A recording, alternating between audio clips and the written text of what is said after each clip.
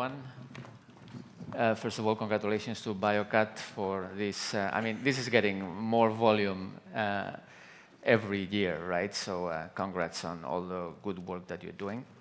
I was asked to give a lecture on the future directions of cell and gene therapies, advanced therapies.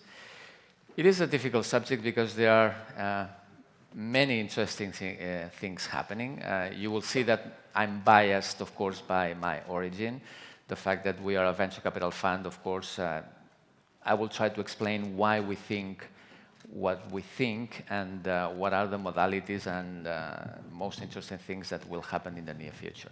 However, I was wondering when I was preparing this lecture, what format should I be using? Because, of course, there are very exciting things, but also very problematic things happening, right? And I thought I would use my 45 minutes today to give you a scope of the bad things as well in a very straightforward way without sugarcoating, because I think many things need to be solved before this becomes mainstream, because it's its destiny, of course.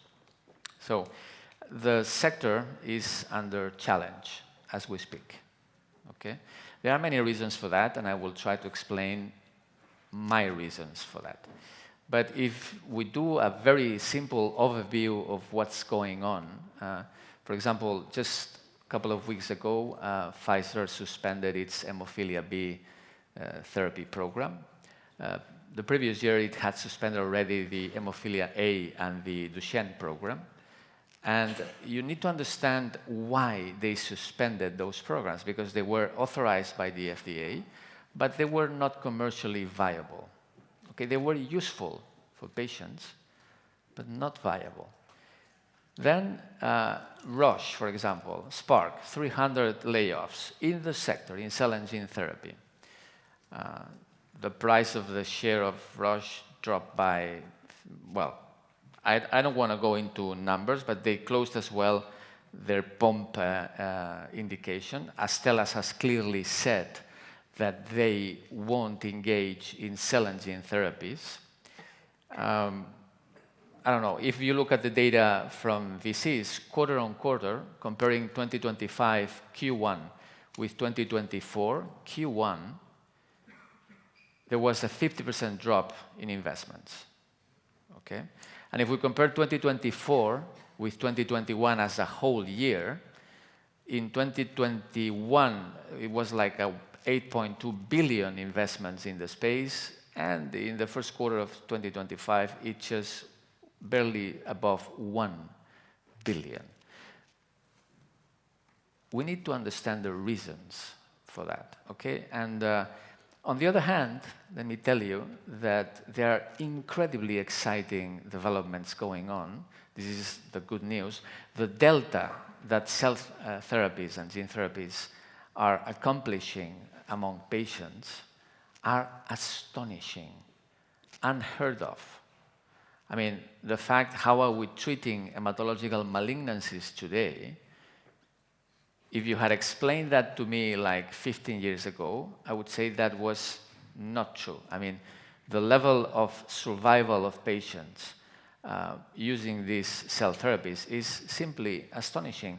And and we need to put this into the map and help many, many patients. If you allow me, there's a quote from Charles Dickens, the start of the book, A Tale of Two Cities, that I love.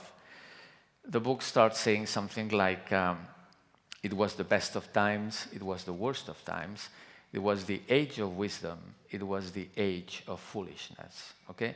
That encapsulates perfectly well what is going on with cell and gene therapies today, because they have an extraordinary potential, but they are facing some challenges. And let me give you my opinion on why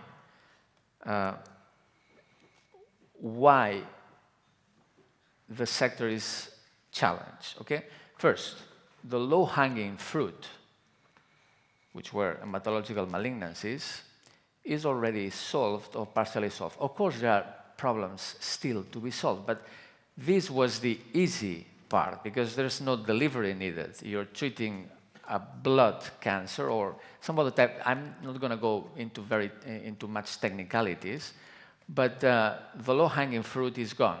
Okay? Now we need to solve solid tumors. This is more difficult. The challenge is to treat solid tumors. I mean, think about, for example, understanding better the tumor microenvironment. Think about avoiding heterogeneity and antigen escape.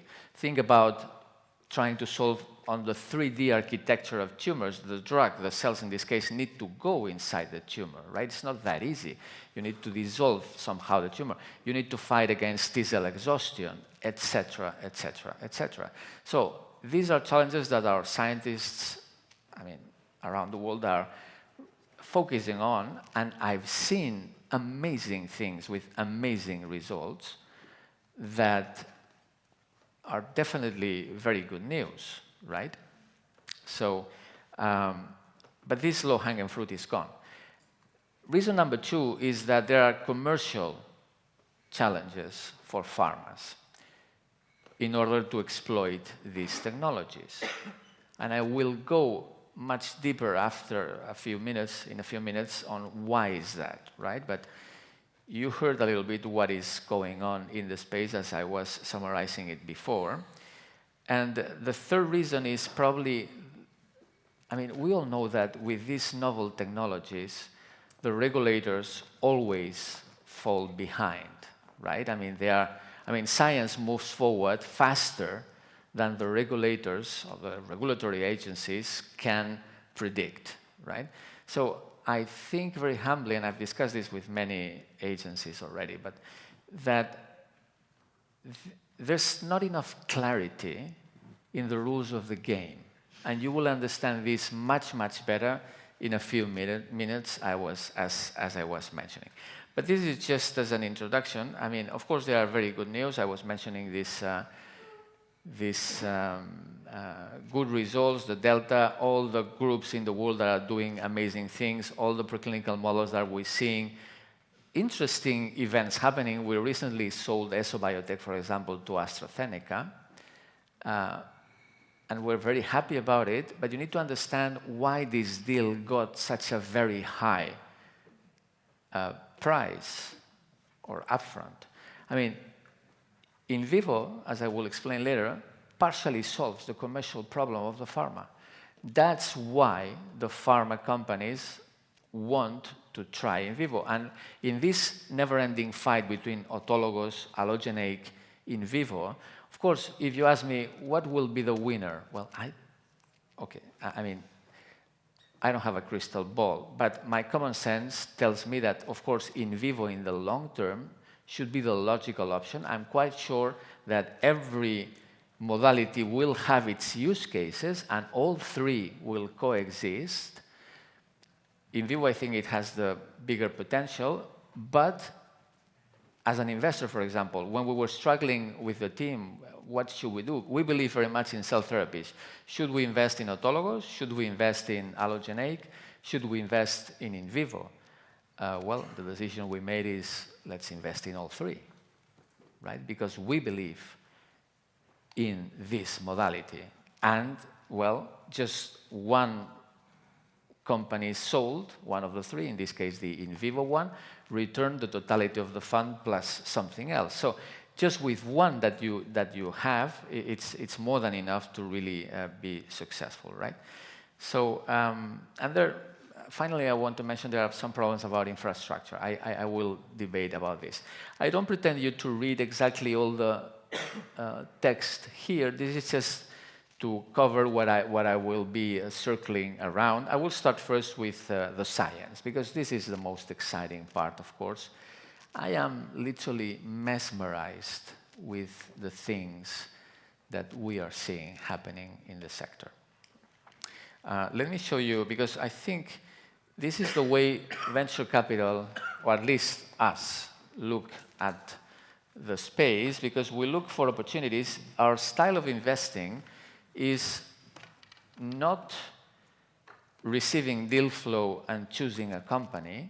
Sometimes it happens, yes, but that's not our main style of investing. We choose the problem we want to solve beforehand.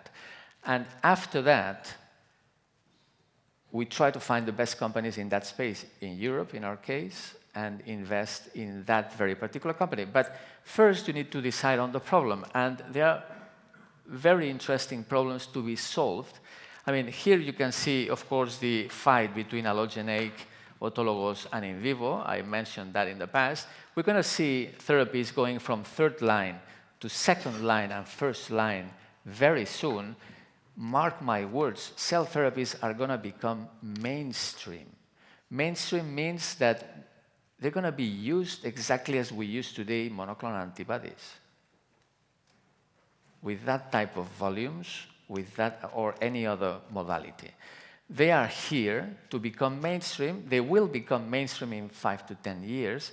But in the meantime, we need to solve several problems. But for now, we have started with third line. I mean, patients that have exhausted already all other options, and they come to a cell therapy or a gene therapy.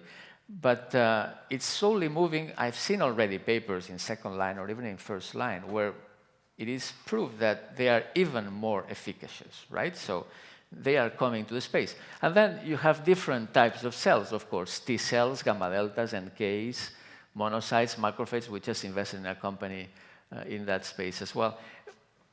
I mean, every cell has its... I see combinations of cells coming, by the way. Combinations of cells will come.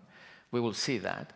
But the way we work at Invivo is we, out of this graph that you're seeing here, we locate the different quadrants that we love to have an asset in, and then we go and find that company. So the trick here is deciding, are T cells going to be the future? Maybe not. Is allogeneic going to be the future, or maybe in vivo? And what first line, second line, third line? So we have a very specific plan, and we are pursuing that plan. Of course, it's not only about this positioning, but as well the indications, right? It all started with hemato-oncology. This is a very simple graph. I will show you later the graphs that we actually use, although you won't be able to read the fine print because they are very condensed, right? This is just an abstraction, but it's very useful to see that from hemato-oncology, we're going to move to solid tumors, much, much harder task. Difficult task. However, glioblastoma, pancreatic cancer, there are many other solid tumor cancers. These problems remain to be solved and are fascinating to solve. And I think we're going to see them solved through cell therapy. That's our bet. But I think cell therapy will solve this for the first time ever. But we need to work very hard to solve these problems. Then we will move to autoimmune. It makes a lot of sense to use cell therapies for autoimmune. Then it's fibrosis. Then it's senescence or aging, others. I mean, there are many, many fields where we could do that. And, of course, we focus first and foremost on the problems that we need to solve. And these are just, again, an abstract. I don't pretend to go deep into this. This is just an abstract view on the problems that we see that are going on. We have endless debates with the team about this, sessions devoted just to talk about a specific problem, right, and how to solve it. And as you can see, of course, there's the problem of understanding better the tumor microenvironment. We don't have yet enough knowledge about this environment. Improving potency, of course, improving cell trafficking, and for that, delivery plays a role, cell engineering, you name it. I mean, I don't want to go too technical here. Just for you to show, well, this is just, for example, when we focus on one particular problem, fighting T-cell exhaustion. This is, again, a summary. I'm going to show you now the real graph that we have. But this is a summary of the most interesting strategies that we believe may solve in the future the tumor microenvironment, right? So these are the real graphs, okay? Cell therapies, armoring. This is just about armoring, or TCR-T engineering, or how to solve glioblastoma. As you know, I used to be a neurosurgeon before jumping into the dark side of venture capital. I've operated myself hundreds of patients with glioblastoma. They all die. Not a single one I remember that was saved in the end. All dead. we need to solve this problem. And I think cell therapies will be the ones that solve this problem. This is just because we're talking about cell therapies, but we need to talk about gene therapies as well. Let me tell you that we're seeing a lot of movement in the vectors. I mean, should we go viral, AAVs, other viral approaches? Should we go non-viral? If you ask me right now, I don't want to give a very adamant opinion because I change my opinion so many times per year that it's amazing. I mean, sometimes I tell the team, we won't do any more viral approaches in gene therapy. And then after 3 months, now we're doing a viral approach because we read a couple of papers and now a new technology has emerged, so we need to be prepared to change our opinions. But if you ask me today, I say the future of gene therapy is non-viral. I really believe that. However, careful, I could be wrong. Then there's a problem with the cargo size. We have one very beautiful company in the space trying to solve the problem of the cargo size. Cargo size, in the AAVs, for example, you can only fit 4.7 kilobases inside the virus. That means that any genetic disease that has a gene that is larger than that, you cannot solve, right? So if we can find a system to deliver big payloads, big genes into those cells, we could solve genetic disease on a mutation-independent basis, which is critical for pharma to be commercially viable. Because if I want to solve Duchenne, there are many variants of Duchenne. But I want to solve Duchenne in a way that I don't care about the genetic mutation that the patient has because I will insert the full gene. If we can achieve that, that is beautiful. Again, we have a very beautiful company, Integra, working in that. Of course, the reach is not the same to go to the liver. I know I'm saying very obvious things, but let me remind you of that. I mean, going to the liver is very easy. Then we can go to an organ, for example, the liver, but imagine going to the muscle, for example. It's widespread. It's the final stage, right? And then, we care about the delta on the patient. Let me tell you a very incredible secret. If you have a good delta on the patient, the investment is going to be good. If you had an amazing delta on the patient, the investment is going to be amazing. I mean, it correlates directly, right? So the delta on the patient, it's important, etc. This is just to show you that we take a very data-driven approach to select. I mean, it's the surface of the area what drives our decision-making here, right? So, yeah, let me just go to this one. Before showing this one, because this is going to be a bit, maybe not everyone will love what I will say now, but I need to say it. Let me go now to the second problem. If you allow me, I will go back a few slides to my first slide, because now we're going into new regulatory and commercial models coming, okay? So, listen, in the US, there is a movement right now that it's called expanded access. It's known as well as the right to try movement, right?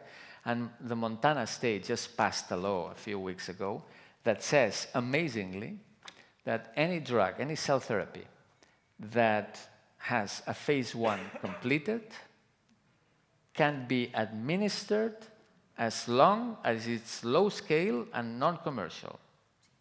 So we no longer need the approval of the FDA in the state of Montana.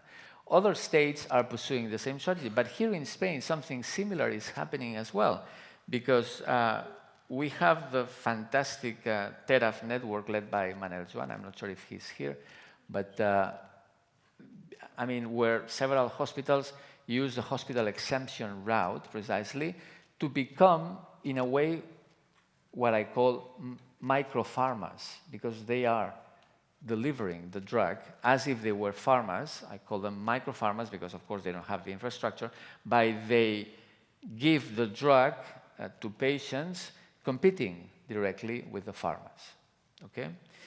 And all this is unprecedented and is disrupting the ecosystem. And let me move to the third one, because this is the point where I want really to be more straightforward without sugarcoating anything. It's the dilemma between access and innovation. Look, I am an MD by training. I care about the patients. I think it is our duty to lower the costs of these technologies, period. Costs need to go down, but this happens with all new technologies. Costs at start are high and then go down. Okay, this is the usual thing. Then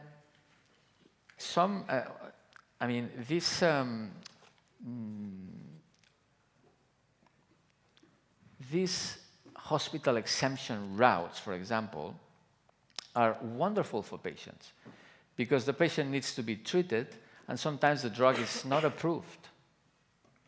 And of course, we need to treat patients. Of course, hospitals via the hospital exemption route are cheaper. However, I want to raise something, to bring something to your attention. This is caring about the patient of today. But I do care about the patient of the future as well. There are many, many very big problems that need to be solved. What happens if pharma doesn't find a commercial route to deploy all this? And we did a thought experiment with the team. Let me show you. Of course, this is based on assumptions that probably you could challenge at any moment in time. And I accept that. It's just our opinion, okay? But we ran the thought experiment of what would happen if all pharmas retire from the cell and gene space and only hospitals are giving these cell and gene therapies, okay? And our conclusions, anyone interested, I'm very happy to discuss on a private session.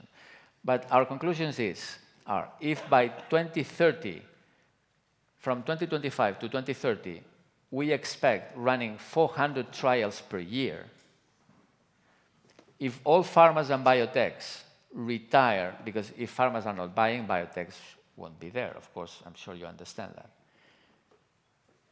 We would see a decrease to, 60% of the trials wouldn't happen. If we think about drugs, if we expect 60 drugs approved by 2030 in the cell therapy space, our own estimation is that only 20 drugs would be approved. This delta of 40 drugs not approved are not treating patients that need those drugs. So, caring about the patient of the future means finding a common ground between competition, between hospital exemption, which is, again, very useful, and commercial viability, because these pharmas need to be profitable, otherwise they won't invest in innovation. I'm sure you understand the dilemma. I'm going to give my personal opinion, and I know I'm maybe overstepping here, but I want to give my personal opinion because I think it's our duty to do that. I think the best world scenario would be for any drug that is not approved by the FDA or the EMA, anyone without limits can prescribe a hospital exemption. No patient can be left behind. But for all drugs approved, the hospital exemption route needs to be an exception, because otherwise we're going to kill the whole market. And I wanted to bring this to your attention because I think it's important. I'm talking to these vice presidents or from pharma that are worried about that. I explained to you, yeah, it is true that some pharmas, Novartis, Vertex, BMS, are still in the game. But for how long? There are many innovations that are helping them. Rapid manufacturing, I will now explain. It solves partially as well the commercial problem. Invivo, it solves tremendously well the commercial problem, but we need to find the common ground to make that happen. Excuse me for the passion, but I really care about this problem. Next, I want to say a few words because I think otherwise I will. How much more time do I have? 12:30 till 30. Okay, 10. Super. So then, just to finish this dilemma between access and innovation and our thought experiment, 2/3 of the money in the cell and gene therapy space come from private sector. So again, let's try to put that at work. The next problem is production. I mean, if this becomes mainstream, there will be an infrastructural challenge. Why? Because, I mean, and I'm talking about our region here and Spain, and thank you, Biocat, for looking into the problem, because you were the one that summoned us up, all of us, just to debate about this, to prepare for the future, because today is not a very big problem, but it will become a problem. And I know there are people in the audience that don't share exactly my same opinion, and I totally respect that, because I think the common ground is typically at the middle, right? But I think we don't have enough CDMOs here. We don't have enough production facilities. We struggle sometimes when we have biotechs to produce the drugs that we need to produce. We need to book slots that are 6 months ahead in time. This is, look, I mean, this is not the way to go. We need to plan in advance. I was discussing with someone from the audience just a few minutes ago about this and about giving some structure to all this, and I'm with you, Esteban. I think we need to give that, right? So production capacity is also a challenge, and who produces what for who, right? Because hospitals, for example, there's a spin-out from a hospital, but then this spin-out is already a private company, but then you still can use a little bit production facilities from the hospital, but at some point the IMs won't allow you. This is in constant flux, and remember one of the 3 problems that I mentioned at the beginning of my lecture. The problems that we're facing have to do with clarity. We need clear rules of the game. If we achieve clear rules of the game, fine, I'm happy. I'll play along with those rules, okay? But we need to define those rules, and we need to identify the bottlenecks. Of course, there are very good news. BCT, I mean, things are happening in the right direction. Perfect. But let's focus, because the patients of the future, patients of the next 5 years, will need these infrastructure facilities. Okay, then about CMC, sorry, yeah, excuse me. About CMC as a driver of, I mean, CMC on its own, manufacturing innovation is a critical value driver. 2 very important examples: rapid manufacturing. Vein to vein from 1 month, some years ago, to barely a few days today. Wow, fantastic. That's what we need. That solves the problem of pharma. Novartis, I've been talking to Novartis about this for such many years that I've seen their evolution, right? And they were about to suspend, as well as Pfizer, Roche, Astellas did, they were about to suspend their activities in the cell therapy space. It was not commercially viable. But they changed their minds when rapid manufacturing appeared. And now with rapid manufacturing, things are starting to be very exciting for them again. So innovation in CNC, it's important, okay? Invivo, it's an amazing innovation. I think it's the future, right? Editing those cells, regardless of that, maybe it's T cells, maybe it's, I don't know. Doing that with just one dose and seeing how it expands and how the treatment happens is, to me, the future. Although, again, I think autologous and allogeneic will have their use cases. Maybe it will be the future for oncology, but then for autoimmune, we will need some other. Let's keep our minds open regarding that, right? But it is clear that CMC is a very important part. Let me go to the last 2 things, China and artificial intelligence.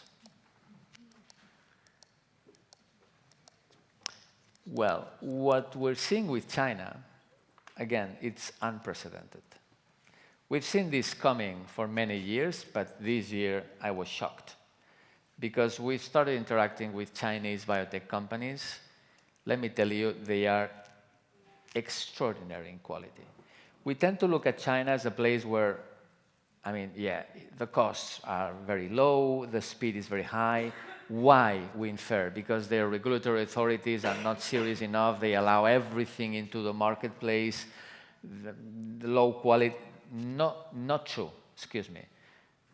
Chinese physicians, Chinese biologists are trained in Harvard. The quality of the science is amazing. And very good news for patients. I'm very happy about this. We're going to start competing. I mean, the Westworld biotechs are going to start competing with China biotechs for those acquisitions that we all want. That's what it is. So we better prepare for that. And we better, I believe in competition, by the way. I think it's the most powerful force ever. I love competition. I think it's good for all of us. However, as a managing partner of a venture capital firm, I need to be aware that competition is increasing. Getting out of companies is going to become harder and harder. We better wake up and do things better, because otherwise it won't work. Let me tell you that 1/3 of all advanced therapies trials in the world are run in China today. 2,000 cell and gene therapy trials, 1,100 cell therapy trials ongoing today. Cost, much lower. Speed, much faster. Recruitment, I don't know how they do that, but what I've seen, it's amazing. Recruitment, no longer a problem. I always ask all the CEOs in our portfolio companies, I want the actual with what is going on in recruitment, because we need to be very attentive to that, right? In China, it looks like that is not a problem. You start recruiting patients one after the other, and it happens, right? I think they're going to export a lot of technology, and they're going to export a lot of expertise in the coming years. I see that coming as well. And I see European and American companies going to China as well to do phase 1s. In our experience in ESO Biotech, one of the critical factors for such a successful story was that we had data from real patients of a phase 1 in China. And at the board, there were discussions that maybe this wasn't the right path, maybe yes, maybe no. And look what happened. I mean, the fact that we had data in patients was pivotal for AstraZeneca and other pharmas. We cannot disclose what happened because we are absolutely forbidden about that. But I mean, why we reached this 425 million upfront in just 16 months? Because there was a very big competition among pharmas trying to get the asset. Why? Because it solves their commercial problem again. This is the key, right? And finally, to finish, AI. I don't have any slide, I think, no, about AI, but you know how much we love AI. I think the level of disruption that AI will bring, and this is super exciting, the level of disruption that we're going to see in the next 10 years is, again, unprecedented. Let me remind you again of the sentence, it was the best of times, it was the worst of times. This captures where we are because there's a constant flux of very, very good news, very good opportunities, very bad news, things that go wrong. But at all stages, I don't care if we are in a crisis or not. In all moments of time, if you manage well, you can get the opportunities, right? It's just the style of management that needs to change. But AI is such a powerful force, it will disrupt everything, because we will use AI for car design, for target identification, for quality validation. You will see models using machine vision, for example, to assess quality in a much more automatized way, again, reducing the costs, allowing for more patients to be treated, etc. And we're going to see that happening in the next years. All our portfolio companies, because we see that all the boards are strongly biased to go to AI. I mean, every company in our portfolio is developing their own AI platform. We said, look, this is the future. We need them all to start working in that. Some have been more successful, some less, but we keep on pushing because my bold assessment, and with this I'm going to finish, is that no company starting today will be able to compete in the market without the help of an AI platform. That's what it is. That's my opinion. You might think I'm too bold and maybe not everyone. Let me challenge you with that. No biotech company will be able to compete without an AI platform. Of course, they could produce drugs, but they will be worse than the drugs of other companies that, yes, are using AI. And I hope it's been useful. 45 minutes is not a very long time, so I needed to condense everything. I know there are things that are good, things that are bad, but I decided today to, not to sugarcoat anything, to face the problems head on and to try to help patients, which is ultimate what we all care here. Thank you.